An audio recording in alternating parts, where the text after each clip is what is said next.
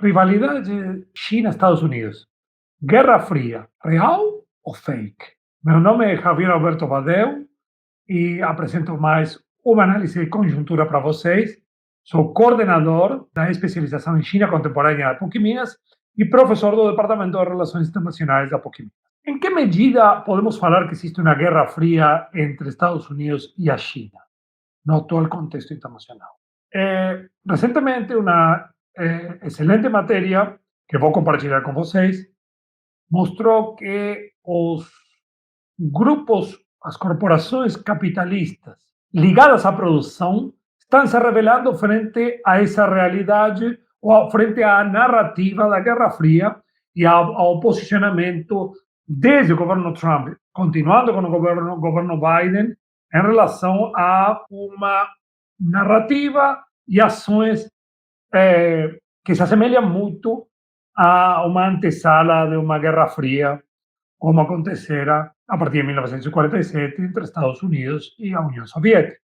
Mas esses países capitalistas hoje estão atravessando, têm um grande dilema. Né? Estados Unidos, a União Europeia, sobretudo, frente ao conflito na Ucrânia e frente ao rival estratégico que eles catalogaram dessa maneira, que seria a República Popular da China. A atual crise do neoliberalismo, nessa fase do capitalismo, existe, e podemos observar, uma grande contradição. Essa fração dos capitalistas que apoiam decisões geopolíticas contra a China, basicamente está focada nos segmentos financeiros globais, em aliança, logicamente, com o governo, com o consenso bipartidário nos Estados Unidos, Partido Democrata e Partido Republicano, o complexo industrial militar e, basicamente, alguns setores ligados à venda de armamento. A OTAN e a burocracia da União Europeia, que está alinhada nesse sentido e pretende, como falou a presidente da Comissão Europeia no momento, estender a OTAN ao Ásia-Pacífico, ou para dar materialidade à ilusão de criar uma aliança do Indo-Pacífico.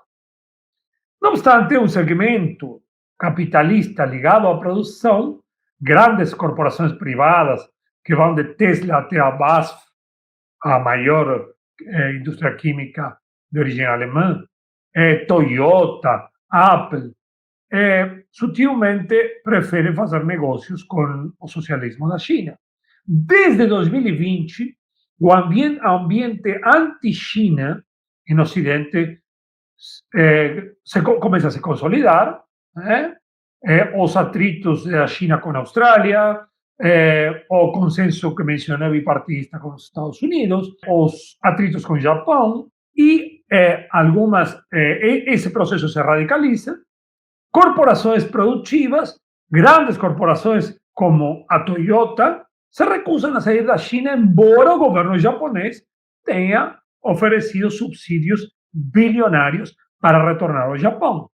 O mesmo acontece com empresas americanas dos Estados Unidos. O reshoring, decoupling, friendshoring, de-risking, são os termos que hoje se utilizam, expressões geopolíticas das falidas políticas que o Ocidente, que esse núcleo do Ocidente coletivo, como falam, está impulsionando.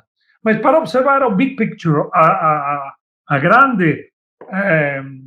o grande cenário, nós temos que ir além dos Estados nacionais e observar essas grandes empresas e essas frações do capital. Nessa fase de transição atual e mudança estrutural, uma sutil rebelião está acontecendo no setor produtivo do capitalismo, que não é o hegemônico.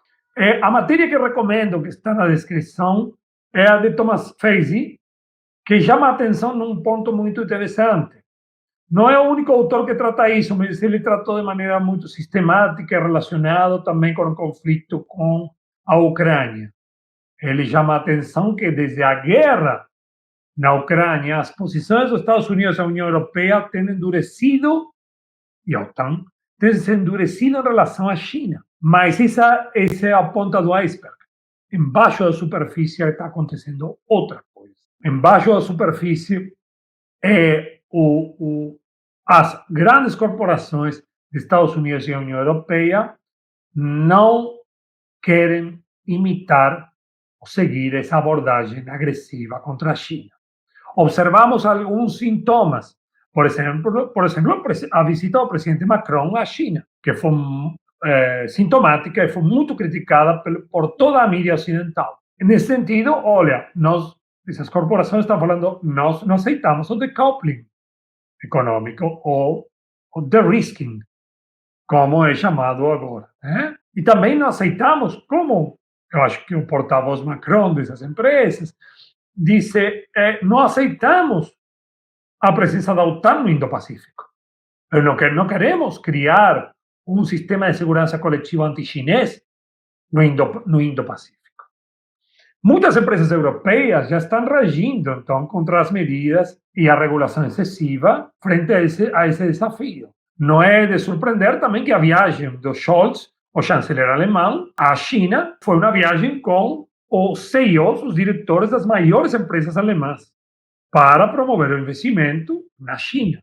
A Alemanha é o principal parceiro, o principal parceiro comercial é a China, da União Europeia, e a Alemanha teve um comércio de mais de 300 bilhões de euros com a China em 2020. A Alemanha já sofreu um duro golpe na sua economia com a dissociação energética com a Rússia e o produto das sanções, o que também elevou a inflação no país em 7,2%, e hoje se encontra, segundo as últimas notícias, numa recessão econômica em termos técnicos.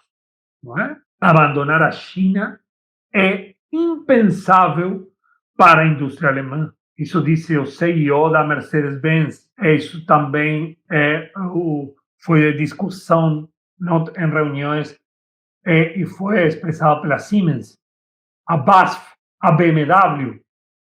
Não desistiremos da China, disse o diretor financeiro da Volkswagen. Os líderes empresariais europeus podem contar com alguns aliados poderosos nos Estados Unidos. Não em Washington, mas sim os líderes, os colegas deles capitalistas ligados à produção. E apesar dos desgastes das relações sino-americanas em nível político, muitos CEOs dos Estados Unidos continuam e continuarão a visitar a China e a investir na China.